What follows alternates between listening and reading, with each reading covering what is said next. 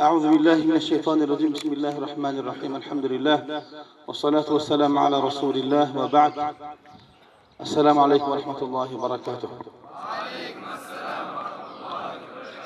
Барсаңызға белгілі Сарыағаш медресе колледжі ашылған уақыттан бастап немесе ашылудан алдын осы қазақ елін жерін сүйетін, еліне, дініне қызмет жасайтын шәкірттер тәрбиелейміз деп ашылған оқу орнының бірі, құрметті ағайын.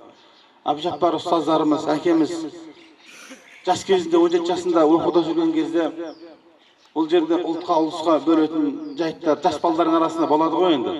Өзбек дейді, қазақ дейді, немесе тәжік деп сондай бөлімдер болған. Сол кезде Алла амандық берсе елге келген уақытта ұлтқа, ұлысқа бөлмейтін бір елдің балдарын оқытам деп ол кісі ниет қылды, Алладан сұрады. Алла субхану ва тағала сол нәрсені әкемізге нәсіп етті. Құрметті шәкірттер, бұл мен айтқым келіп тұр. Бұл Сарыағаш медресе колледжі, бұл қазақ елінің ішіне керек мақтанышы. Аллахқа шүкір, қазір медресемізге жан-жақтан, өзбек елінен, тәжік елінен, қырғыз елінен де туристер келіп, арнайы зиярат етіп, көріп, тамашалап кетіп жатыр. Бұл да сол ұстаздарымыздың жас кездегі армандарының жемісі деп айтуға болады. Және бір мәселе, бұл Сарыағаш медресе колледжі біздің ата-бабамыздың ұстанымы болған Ханафи мазхабы Матурidi ақидасын оқытады. Неге? Бұның маңыздылығы қандай? Құрметті ағайын, біз әрқашан айтамыз, Қазақстан жері әлемде 9-ші орында тұрады. Біз мақтаныш етіп айтамыз, бұл жерді ата-бабамыз қандай еңбекпен, қандай қан, қандай маңдай термен алды, білесіздер ме? Көп жерде айтылады, білектің күші, жаңағы азын айзаның ұшы деп айтылады. Әрине, тек қана күштің өзі ешқандай пайда бермейді, құрметті ағайындар. Бұл жерде не болған? Бұл жерде бұлардың ауызбіршілігі, бұлардың бірлігі болды.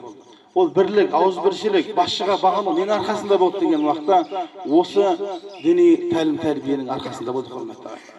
Тек қана адамдарды бір-бірін құрметтеу, бір-біріне көмектесу, елін қорғау, басшысына бағыну деген ұғымдар бұл шариғатта ғана бар, құрметті ағайындар. Пайғамбарымыз саллаллаху алейхи ва саллям хадисінде келеді, қияметте екі адамның көзін от алмайды дейді. Бұл айтқанда тозақ отына күймейді. Соның бірі түндерде тұрып Раббысына жылаған көздер болса, екіншісі өзінің елін қорғап түндерде ұйықтамаған адамның көзі дегенде. Сол үшін бұны білген біздің ата-бабаларымыз осы елін, жерін қорғап бізге не қылды? Аманат етіп тапсырды. Сол ұстанған ұстанымы, құрметті ағайын, осы біздің Сарыағаш медресе колледжінде жалғасын тауып келеді. Сол үшін альхамдулилlah, құрметті шәкірттер, әрқашан бір-біріңізді құрметтеңіздер, бір-біріңізді әрқашанда осы жерде жүрген кезде сый-құрметтеріңізді жоғалтпаңыздар. Бұл жерге сіздер білім алу үшін келдіңіздер.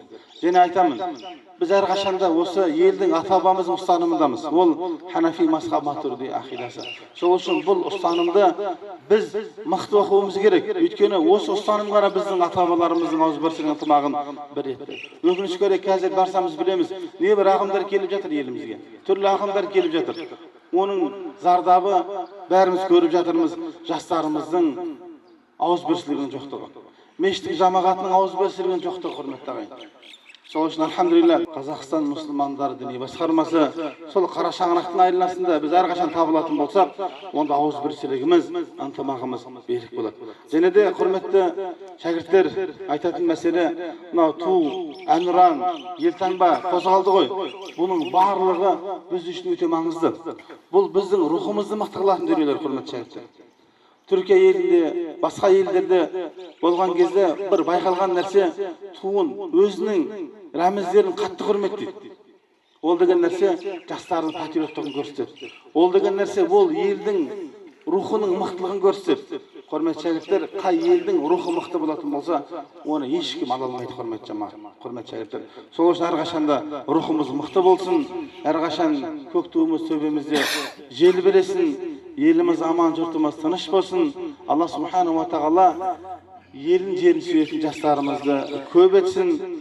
Алла береке берсін. Ассаламу алейкум ва рахматуллахи ва баракатух.